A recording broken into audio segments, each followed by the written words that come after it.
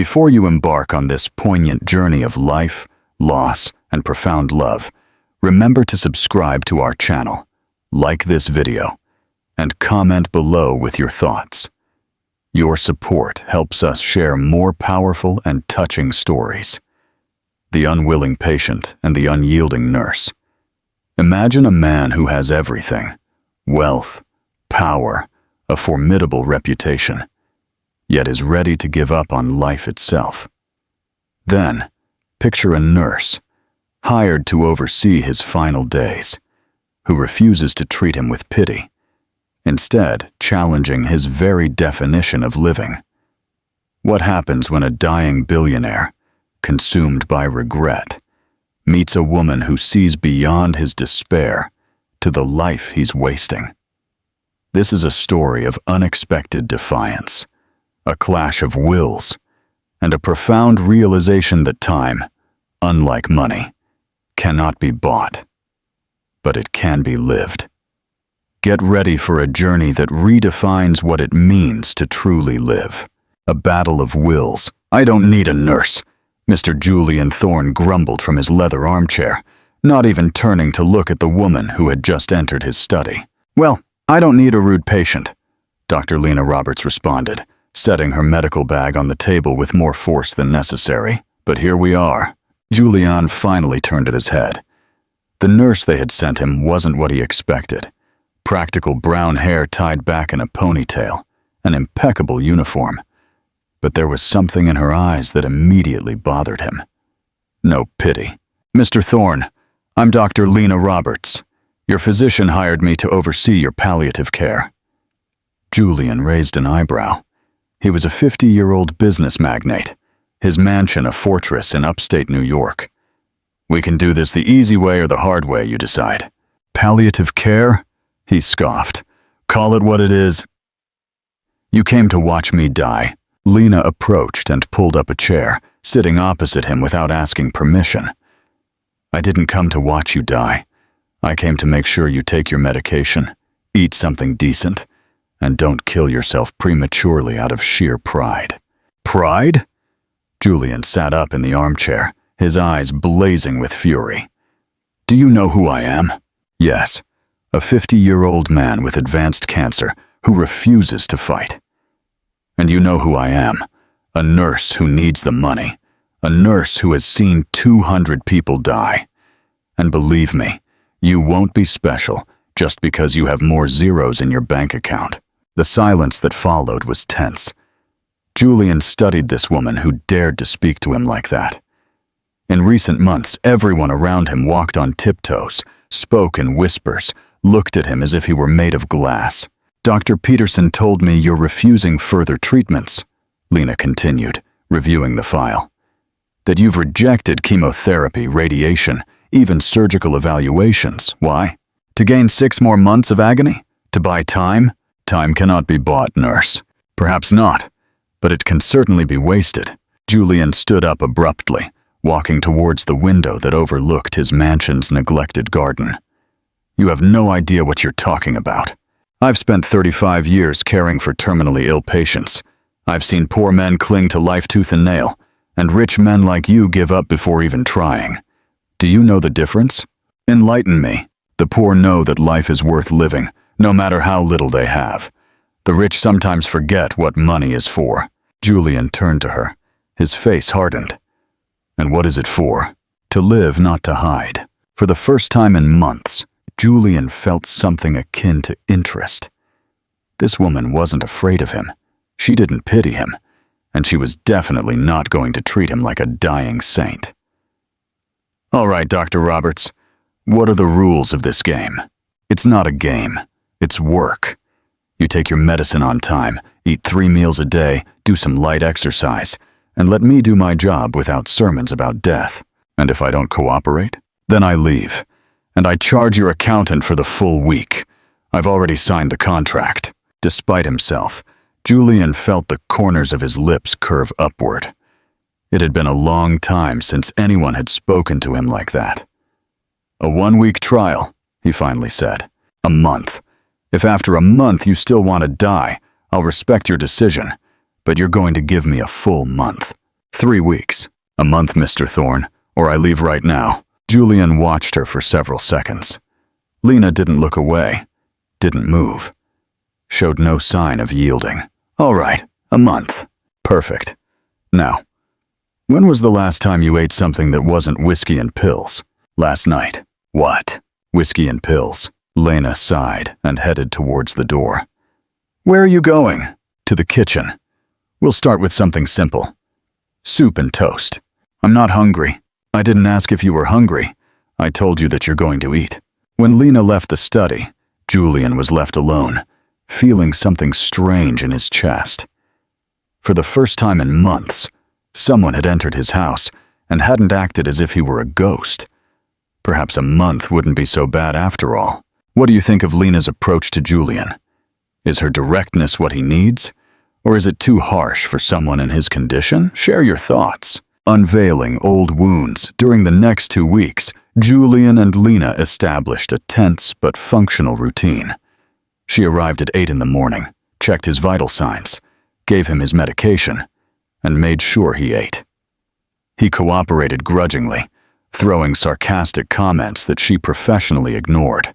Your pain levels have increased, Lena said one morning, checking her notes. Why didn't you tell me? Because it changes nothing. Of course it changes something. I can adjust the morphine dosage. I don't want more drugs. My brain is foggy enough. Lena studied him carefully. Julian looked paler than usual, and she had noticed how he clung to the arm of the armchair when he thought she wasn't looking. Is there anything else bothering you, besides the pain? Everything bothers me, nurse. That's the nature of dying. That afternoon, while Lena was organizing books in Julian's personal library, she found something that stopped her dead in her tracks.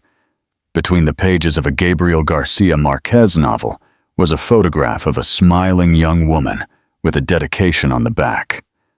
Forgive me for being a coward. Elena. What are you doing with that? Julian's voice startled her. He was standing at the library entrance, more serious than usual. It fell out of the book. I was just... Give it to me. Lena handed him the photograph. Julian looked at it for several seconds before putting it in his shirt pocket. Who was she? Someone I knew a long time ago. The woman who left you? Julian looked at her in surprise. How do you know she left me? Because if you had left her, you wouldn't have kept the photo with an apology. For the first time, Julian genuinely smiled. You're very observant. It's part of the job. Terminally ill patients always have unfinished stories. Elena didn't exactly leave me. I let her go. Lena waited, but Julian didn't continue. Instead, he walked to his favorite armchair and sat down heavily. Do you know what bothers me, Mena, about all this? He finally said. The pain, the waiting, knowing what's going to happen, but not knowing when. It's like sitting in an airport lounge waiting for a flight you don't want to take. Lena approached and sat in the chair opposite him. What if Dr. Peterson was wrong? Doctors don't make mistakes with these things. Sometimes they do. Have you sought a second opinion? Julian looked at her as if she had suggested something ridiculous. Why? So another doctor can tell me the same thing in different words? To be sure. I'm sure. No, you're not. If you were sure, you wouldn't be so angry. That night, Julian couldn't sleep. Lena's words echoed in his head. For months, he had accepted the diagnosis as a final sentence. But for the first time, he wondered if he had been too quick to give up. The next day, when Lena arrived, she found him dressed and waiting. I want that second opinion. Seriously? Yes, but on one condition. Which is? If the new doctor confirms what we already know, you're not going to pressure me to undergo useless treatments. Deal. What do you think Elena's role was in Julian's life, and how might it be affecting his current outlook? Share your theories in the comments. A glimmer of hope. A week later, they were sitting in the office of Dr. Mark Reynolds, a young oncologist with a reputation for being innovative and direct. Your case is complex, Mr. Thorne, the doctor said after reviewing all the studies, but not impossible. Julian and Lena exchanged glances. What exactly does that mean? Julian asked. It means that Dr. Peterson was not wrong about the severity of the cancer. It's advanced, but there are treatment options he didn't consider. Like what? Immunotherapy combined with partial surgery. It won't cure it, but it could give you years, not months. The silence in the office was heavy. What are the odds? Lena asked. 60% positive response, 30% partial response, 10% no effect. Julian remained silent for several minutes. And the side effects? Manageable. Fatigue, some digestive issues, possible hair loss. Nothing compared to traditional chemotherapy. I need to think about it. That night, Julian walked through his abandoned garden, feeling something he hadn't experienced in months. Hope. It was small, fragile, but it was there. When Lena arrived the next day, he had already made his decision. I'm going to try it. Lena smiled, the first genuine smile he had seen from her. But there's something else, Julian continued. If I'm going to do this, if I'm going to fight, you can't continue to be my nurse. Why not? Because I'm no longer a terminal patient, and you're no longer just a nurse to me. I don't understand why it has to be this way, Lena said, putting her medical instruments back in her bag for the last time. Because it's not right, Lena. You know it. Julian was sitting in his armchair, but for the first time in weeks, he looked upright, purposeful. The treatment would begin in 3 days, and he had decided she couldn't be professionally involved. I've cared for patients for 15 years. I've never gotten emotionally involved. And with me? Lena's silence was answer enough. Exactly, Julian continued. That's why it can't be. If I'm going to fight this, I need you to be Lena, not Dr. Roberts. But if something goes wrong, if you need medical help, I'll hire another nurse, one I don't care about. Lena closed the bag with a sharp snap. All right, but I want you to know this is stupid. You could die, Mr. Thorne. Julian, if you're no longer my nurse, you can call me Julian. You could die, Julian. Everyone dies, Lena. The difference is that now I have a reason to try not to do it soon. They looked at each other in silence for several seconds. There was so much to say, and nothing that could be said. Can I ask you something? Lena finally said. Of course. What happened with Elena? Julian sighed deeply. I fell in love with her when I was 25. She was a primary school teacher. I had just started my first business. She was everything I wasn't. Simple, honest, happy with the small things. What happened? I got rich. And when you have money, you start to think you can control everything, even love. I wanted her to stop working, to move into a bigger house, to be the perfect wife for my business events. And she didn't want to? She wanted me to remain the man she fell in love with. But that man got lost somewhere between the first million and the 10th. Lena sat on the edge of the table. That's why you let her go. I told her she had to choose my world or hers. She chose hers. Do you regret it? Every day for 25 years. And now? Julian looked directly into her eyes. Now I know she was right. Money can't buy time, but it can make you waste the time you have. Lena stood up and walked towards the door, but stopped before leaving. Julian, right? Yes? Don't call me when the treatment gets tough. Don't call me when you're scared. Don't call me when you feel alone. I won't. Good. Because if you do, I'm going to come running, and that wouldn't be professional. After Lena left, Julian was alone in his study for the first time in a month. The house felt different, emptier, but also fuller of possibilities. What do you think of Julian's decision to sever their professional relationship? Is it a sign of genuine growth, or is he still struggling with his need for control? Share your thoughts. A journey of connection. The next 3 months were a roller coaster. The treatment was exhausting. The side effects tougher than Dr. Reynolds had predicted. Julian hired a new nurse, an older, efficient woman, who did her job without asking personal questions. But she wasn't Lena. There were days he wanted to call her, especially during the nights when the pain was worse and fear took hold. But he didn't. Little by little, his body began to respond. The tumors shrank. The markers improved. Dr. Reynolds was cautiously optimistic. "How do you feel?" he asked during a consultation. "Like I've been dead and am coming back to life." "That's a good description of the process." "Doctor, can I ask you something?" "Of course.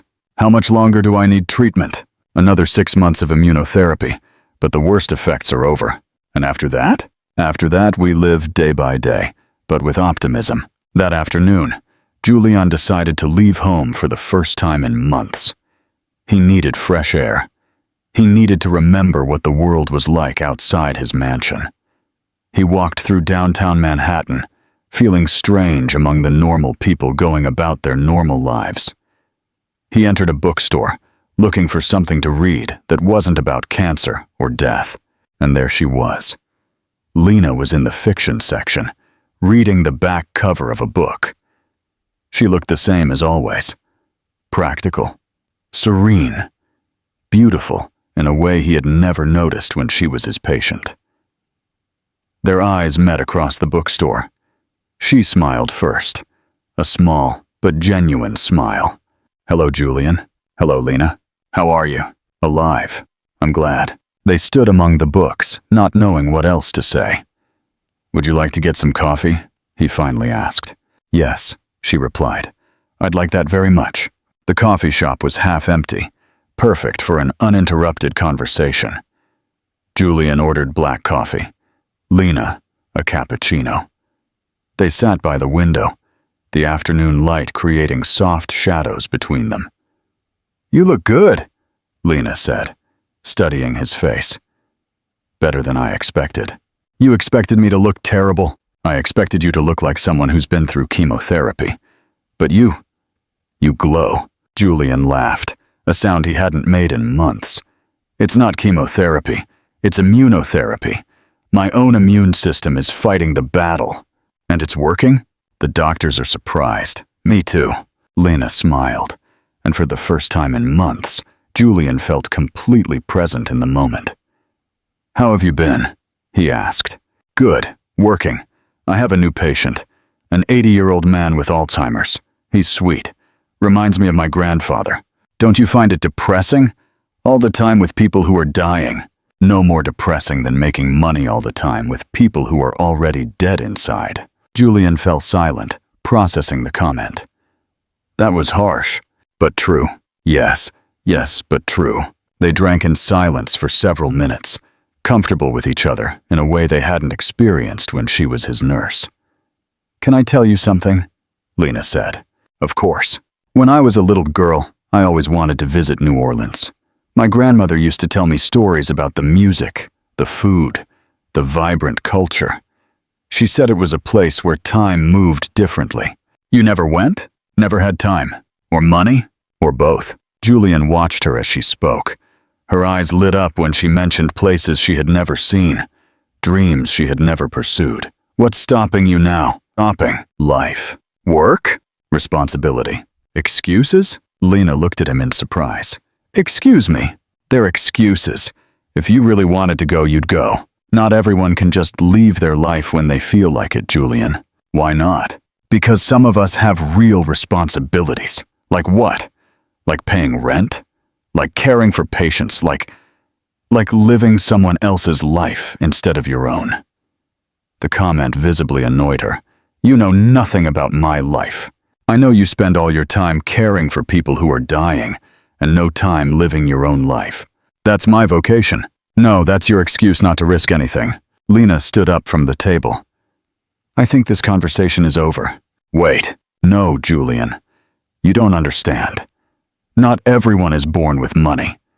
Not everyone can afford to have existential crises with millions in the bank." "You're right." The answer stopped her. "What?" "You're right. I don't understand. But I do understand what it's like to waste time out of fear." Lena slowly sat down. "What am I afraid of, according to you?" "Of being happy. Of loving yourself as much as you love your patients." "That's ridiculous."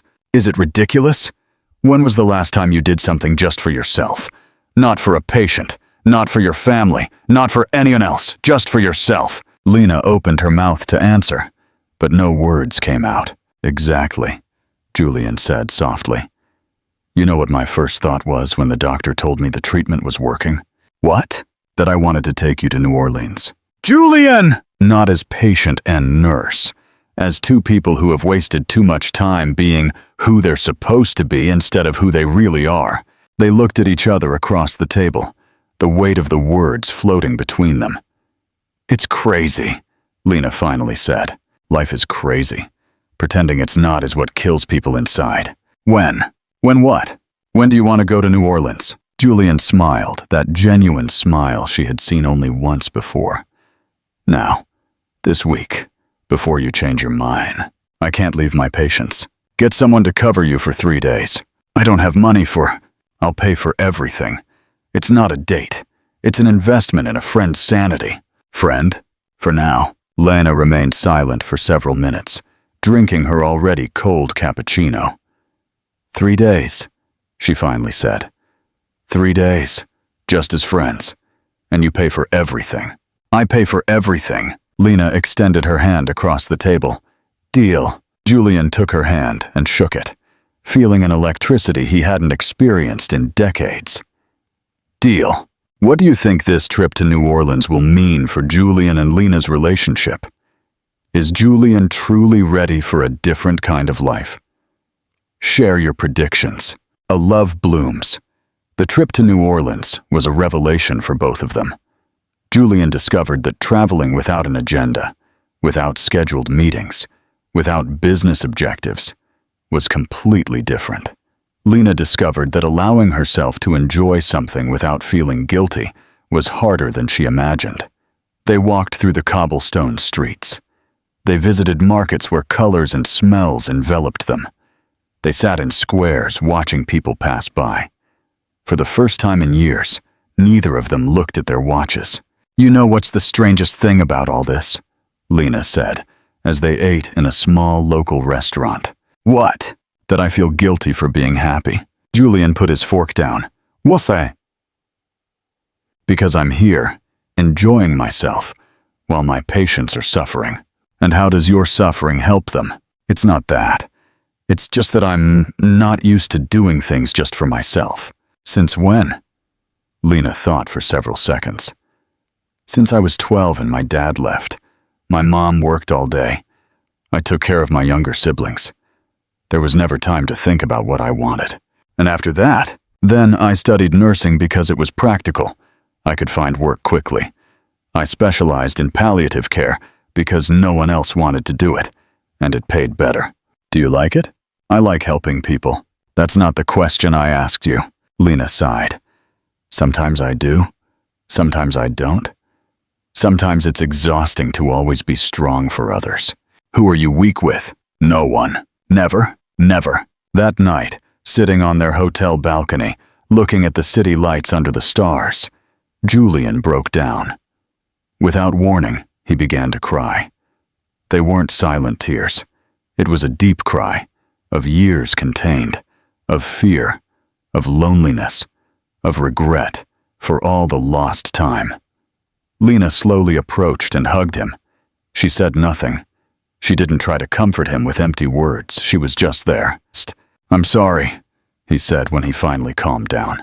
Why? For being so pathetic. You weren't pathetic. You were human. I haven't cried since I was 15. Why?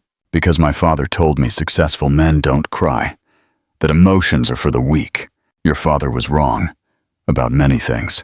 They remained in a silent embrace, feeling something neither of them had experienced in years. Real intimacy. Without masks, without roles to play. They returned to the city 2 days later. Changed. They didn't talk about what had happened between them, but both knew something had shifted. A month later, Julian appeared at the clinic where Lena worked. I have something to tell you, he said when she finished her shift. Here now? Here now. All right. I fell in love with you. Lena froze. Julian! Wait, let me finish. I fell in love with you. But I don't expect you to feel the same. I don't expect anything. I just wanted you to know. Why? Because after Elena, I swore I would never be a coward with my feelings again. Because I almost died without telling you. Because you deserve to know. It's not that simple. I know. You were my patient. Not anymore. You're rich, I'm not. That doesn't matter. Of course it matters. We live in different worlds. Only if we decide what matters. Lena leaned against the clinic wall. I need time. You have all the time in the world. And if I decide no, then we'll still be friends, if you want to be. You can do that? Just be my friend after this? I'd rather have you as a friend than not have you at all. Lena left without answering. During the following weeks, she avoided his calls, his messages, any contact. She needed space to think, to feel, to decide if she was ready to risk being happy. One night, after a particularly difficult day at work, she found herself driving to Julian's house. She hadn't planned to go, but there she was. He opened the door as if he had been waiting for her. Hello? Hello? Want to come in? Yes. They sat in the living room, the same place where they had met months ago. Have you decided? He asked softly. Yes. And? I'm scared. Me too. What are you scared of? Of messing it up? Of not being enough?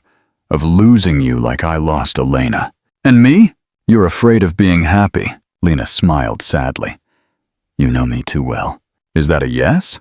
It's a let's go slowly. How slowly? Very slowly. Julian moved closer and took her hand. I have time. Are you sure? I have the rest of my life. 6 months later, Julian and Lena had built a relationship different from anything either of them had experienced before. There was no rush, no pressure, no expectations beyond enjoying their time together. Julian sold 2 of his largest companies and moved out of the mansion into a smaller house in the suburbs of the city. Lena kept her job at the clinic, but reduced her hours to have more free time. Don't you miss the power? Lena asked him one afternoon as she watched him plant tomatoes in the backyard garden. You know what power I miss? He replied, wiping his hands on his apron. The power to decide what to do with my time. I never thought I'd see you gardening. I never thought I'd enjoy creating something that grows on its own without me controlling it so much. Lena smiled, watching how this man who once moved millions now got excited over a lettuce sprout. Julian. Yes.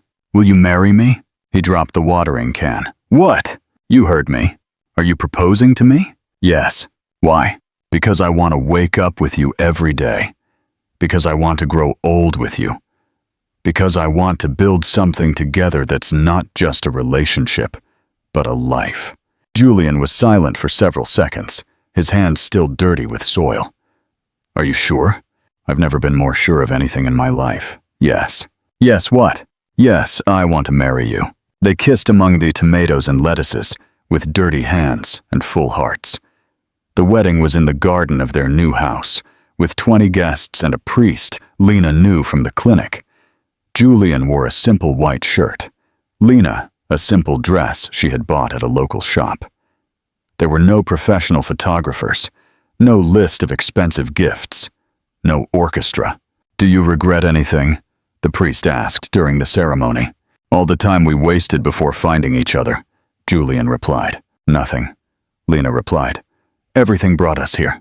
What do you think it means for Julian to find happiness in simple things after a life of immense wealth and power? How does this marriage differ from his previous convenience one? Share your reflections. A legacy of love. After their honeymoon in Oaxaca, Mexico, they decided to talk about having children. Is it safe? Lena asked during a medical consultation. With your cancer history? The genetic tests came back clean, the doctor replied. There's no risk of transmission, and your health is perfect for a pregnancy. But what if the cancer comes back? Julian asked. It's a possibility that will always exist. The question is whether you're going to live in fear or you're going to live. They looked at each other across the office. What do you think? He asked. I think we've waited too long to be happy. Is that a yes? That's a yes. The pregnancy came faster than expected. Lena found out on a Tuesday morning while Julian was preparing breakfast. Julian, what's wrong? You look strange. I'm pregnant. He dropped the frying pan. Literally. What? We're having a baby? Julian sat down heavily on a kitchen chair. Are you all right? Lena asked, concerned by his reaction. He was silent for several seconds. I'm 51 years old. I thought I'd never be a father. Are you happy? I'm terrified. And happy? And happy, very happy. That night, Julian began to write. Not business reports, not corporate letters, a memoir for his unborn child. My dearest child, he wrote on the first page. When you read this, I will be a different man than I am now. But I want you to know who I was before you changed me forever. He wrote every night, telling stories he had never told anyone, his mistakes, his regrets, his fears, but also his dreams, his hopes, and above all, his love for the woman who had saved his life in ways medicine never could. The months passed slowly. Lena worked until her 7th month. Then she dedicated herself to preparing the baby's room and reading every parenting book she could find. What are we going to name him? She asked one night as they lay in bed. If it's a girl, Elena, Julian replied without hesitation. After your ex? After the woman who taught me that true love sometimes means letting go. If it's a boy, David, why David? It was the name my grandfather wanted to give my father, but my great-grandfather refused. He said it sounded too common. I like David, and if it's a girl, Elena is fine, but I want you to know why I chose her. Because without her, without everything that happened with her, I would never have learned to value what I have with you. The baby was born on a spring morning, a healthy 7.5-pound boy who cried loudly from the first second. Hello, David, Julian whispered, holding his son for the first time. How does it feel to be a dad? Lena asked from the hospital bed. Like my whole previous life was practice for this moment. David turned 10 on a Tuesday in April. He was a quiet but curious child, with his mother's dark eyes and his father's thoughtful smile. He didn't know his father had been a millionaire. He didn't know he had been sick. He knew nothing of the old world.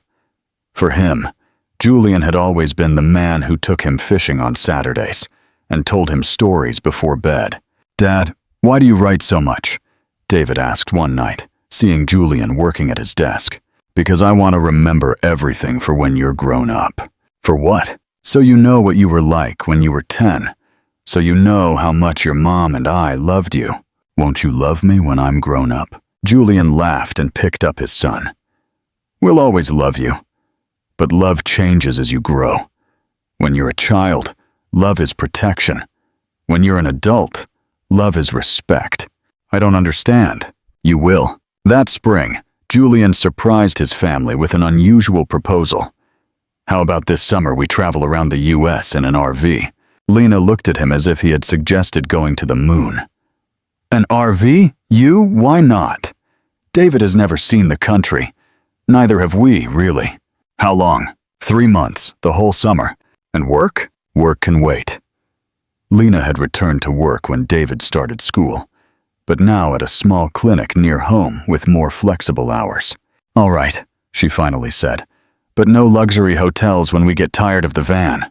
Deal. They bought a used but well-maintained van and customized it for the 3 of them. Julian installed a small bed for David, a basic kitchen area, and storage for clothes and books. The trip began in June. They headed north first, visiting small towns none of them knew. In every place they stayed more than one night, Julian did something peculiar. He wrote a letter to David and buried it somewhere memorable. What are you doing? David asked the first time he saw his father digging a small hole near a lake. It's a gift for the future. What gift? When you're 18, we're going to come back to all these places and you're going to find the letters. What do the letters say? Secrets about what you were like when you were 10. David got excited about the game. At each stop, he helped his father choose the perfect place to bury the letters. In New England, the letter talked about how David had learned to make pancakes with a lady at a local diner. In Colorado, about how he had built rock castles for hours without getting bored. In New Orleans, about how he had spoken French with local kids as if he had been born there. "This kid adapts to everything," Lena told Julian one night, while David slept in his small bed. "He's like you. He's like us.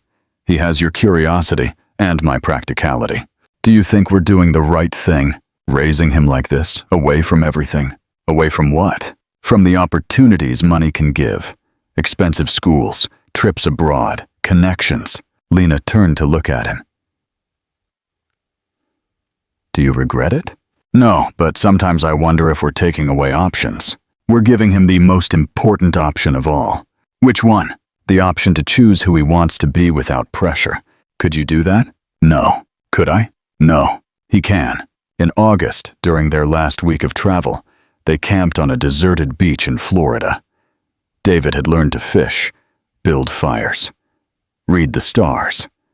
But most of all, he had learned to be present. "You know what the best thing about this trip is?" Julian asked Lena as they watched David chase crabs on the beach. "What?" "That I haven't thought about time once. I haven't wondered how much I have left. I haven't calculated if it's worth making long-term plans."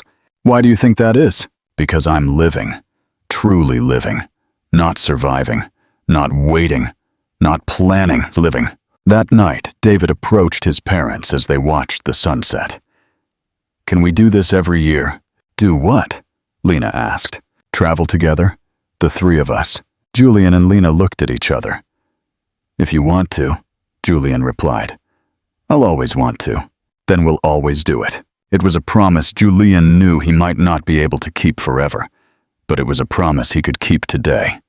And that was enough. The last letter he buried that night said, "Son, today we promise to travel together every year. I don't know if I'll be able to keep that promise forever, but I know these 3 months have been the happiest of my life.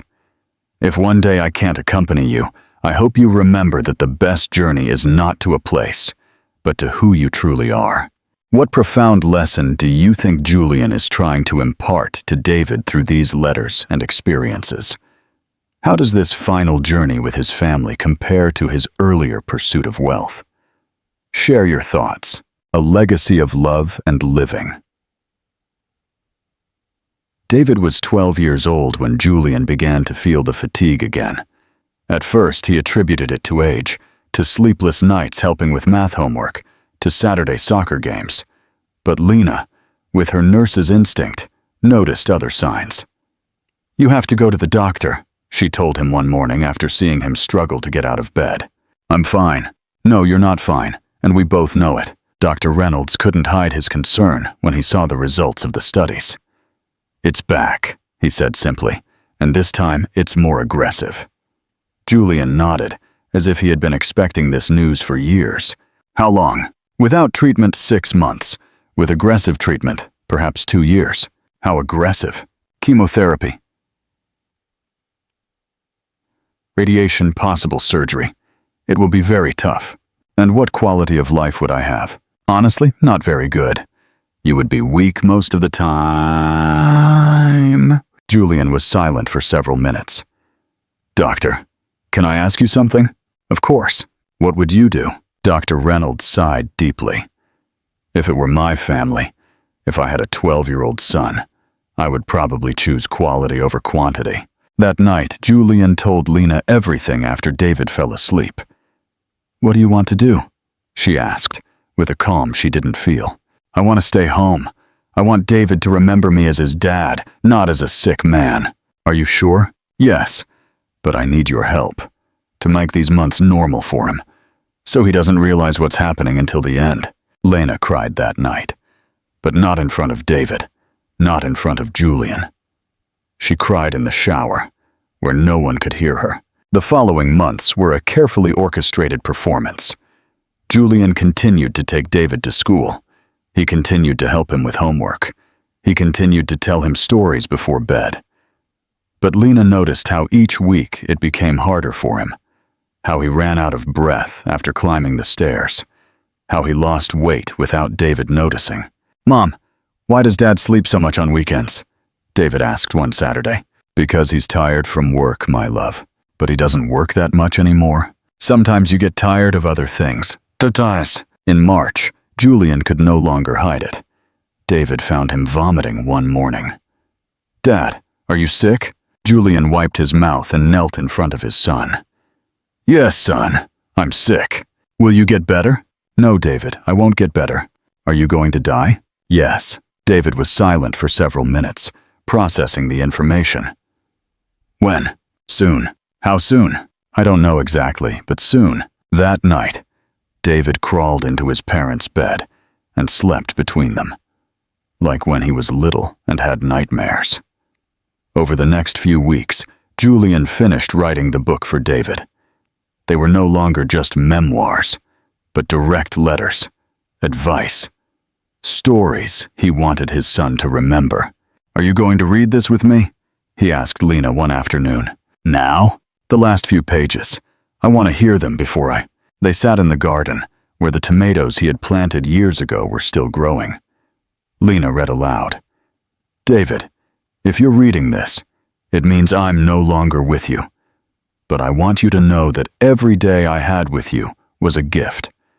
I want you to know that you don't have to carry my death. You have to carry my life, with all the good things we tried to build together. Take care of your mom, but not so much that you forget to take care of yourself. Love without fear, even if it hurts. Travel, but always come home. And remember that time cannot be bought, but it can be given as a gift. The time I gave you and the time you gave me were the best I ever had." Lena couldn't finish reading. Tears kept her from seeing the words. "It's okay," Julian whispered. "It's okay." Julian died on a Tuesday morning, with David holding one hand and Lena the other. His last words were, "Thank you for teaching me to live." There was no public funeral, no newspaper announcements, just a small ceremony in the garden with close friends and Lena's family. David read a poem he had written for his father. "Dad, you taught me that to love is to give time, not things. You have given me 12 years of your time, and that is more than enough for my whole life." What do you think is the most important message Julian left for David in his book? How does Lena's strength through this period impact David's understanding of life and loss? Share your thoughts. A living legacy 5 years after Julian's death, Lena was still living in the same house. David, now 17, was a quiet young man who had inherited his father's curiosity and his mother's practical strength. He didn't know his father had been a millionaire. He didn't know he had been sick. He knew nothing of the old world. For him, Julian had always been the man who took him fishing on Saturdays and told him stories before bed. "Mom, why does Dad write so much?" David asked one night, seeing Julian working at his desk. "Because he wanted to remember everything for when you're grown up." "For what?" "So you know what you were like when you were 10. So you know how much your mom and I loved you. Won't you love me when I'm grown up?" Julian laughed and picked up his son. "We'll always love you, but love changes as you grow. When you're a child, love is protection. When you're an adult, love is respect." "I don't understand." "You will." That spring, Julian surprised his family with an unusual proposal. "How about this summer we travel around the US in an RV?" Lena looked at him as if he had suggested going to the moon. "An RV? You? Why not? David has never seen the country. Neither have we, really." "How long?" 3 months, the whole summer. "And work?" "Work can wait." Lena had returned to work when David started school, but now at a small clinic near home with more flexible hours. "All right," she finally said, "but no luxury hotels when we get tired of the van." "Deal." They bought a used but well-maintained van and customized it for the 3 of them. Julian installed a small bed for David, a basic kitchen area, and storage for clothes and books. The trip began in June. They headed north first, visiting small towns none of them knew. In every place they stayed more than one night, Julian did something peculiar. He wrote a letter to David and buried it somewhere memorable. "What are you doing?" David asked the first time he saw his father digging a small hole near a lake. "It's a gift for the future." "What gift?" When you're 18, we're going to come back to all these places, and you're going to find the letters. What do the letters say? Secrets about what you were like when you were 10. David got excited about the game. At each stop, he helped his father choose the perfect place to bury the letters. In New England, the letter talked about how David had learned to make pancakes with a lady at a local diner. In Colorado, about how he had built rock castles for hours without getting bored. In New Orleans, about how he had spoken French with local kids as if he had been born there. "This kid adapts to everything," Lena told Julian one night, while David slept in his small bed. "He's like you. He's like us. He has your curiosity and my practicality. Do you think we're doing the right thing? Raising him like this, away from everything? Away from what? From the opportunities money can give. Expensive school cycles, trips abroad, connections." Lena turned to look at him. "Do you regret it?" "No, but sometimes I wonder if we're taking away options. We're giving him the most important option of all." "Which one?" "The option to choose who he wants to be without pressure." "Could you do that?" "No." "Could I?" "No." "He can." In August, during their last week of travel, they camped on a deserted beach in Florida. David had learned to fish, build fires, read the stars. But most of all, he had learned to be present. "You know what the best thing about this trip is?" Julian asked Lena, as they watched David chase crabs on the beach. "What?" "That I haven't thought about time once. I haven't wondered how much I have left. I haven't calculated if it's worth making long-term plans." "Why do you think that is?" "Because I'm living. Truly living. Not surviving. Not waiting. Not planning. Living." That night, David approached his parents as they watched the sunset. "Can we do this every year?" "Do what?" Lena asked. "Travel together? The three of us." Julian and Lena looked at each other. "If you want to," Julian replied. "I'll always want to. Then we'll always do it." It was a promise Julian knew he might not be able to keep forever, but it was a promise he could keep today, and that was enough. The last letter he buried that night said, "Son, today we promise to travel together every year. I don't know if I'll be able to keep that promise forever, but I know these 3 months have been the happiest of my life. If one day I can't accompany you, I hope you remember that the best journey is not to a place, but to who you truly are." 5 years after Julian's death, Lena was still living in the same house. David, now 17, was a quiet young man who had inherited his father's curiosity and his mother's practical strength. "Have you ever thought about moving?" her sister Sarah asked during a visit. "Why?" Lena replied, watering the garden plants Julian had started. "Our whole life is here. But the memories don't hurt, Sarah. Memories nourish." Lena had returned to work 6 months after the funeral, but now she specialized exclusively in home palliative care. Her reputation had spread throughout the city. The nurse who helped families say goodbye with dignity. "Why did you choose to stay with us?" Mrs. Anderson, one of her current patients whose husband was in the final stages of lung cancer, asked her. "Because I know what it's like to love someone who is dying," Lena replied simply. "And I know it can be done with peace." "Your husband too?" 5 years ago. "How did you get over it?" Lena sat in the chair by the bed. "I didn't get over it. I learned to live with it." "There's a difference." "What's the difference?" "Getting over means leaving behind. Living with it means carrying it with you in a way that makes you a better person."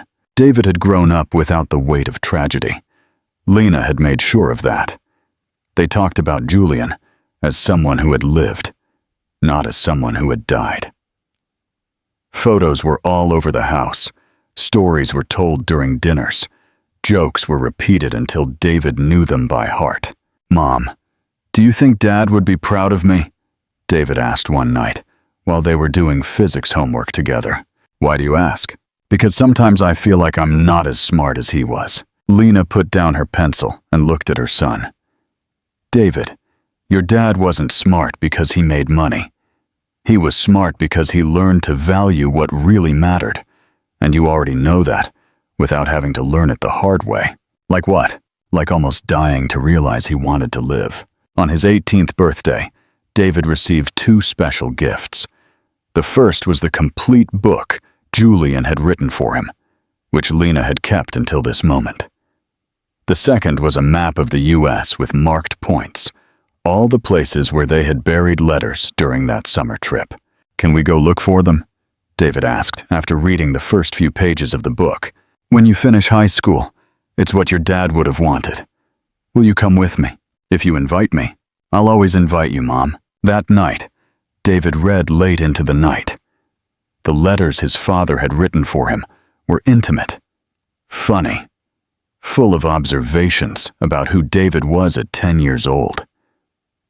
"Son," one of them said, "today you told me that when you grew up you wanted to be like me, but better." I laughed, but then I realized that's the only ambition worth having. To be like the people you admire, but better. But, "Mom!" David shouted from his room. "Can you come?" Lena went up and found her son with tears in his eyes, but smiling. "What's wrong? Listen to this." David read aloud. "David, by the time you read this, you will have already decided what to study in college. No matter what you choose, but make sure it's something that allows you to help others.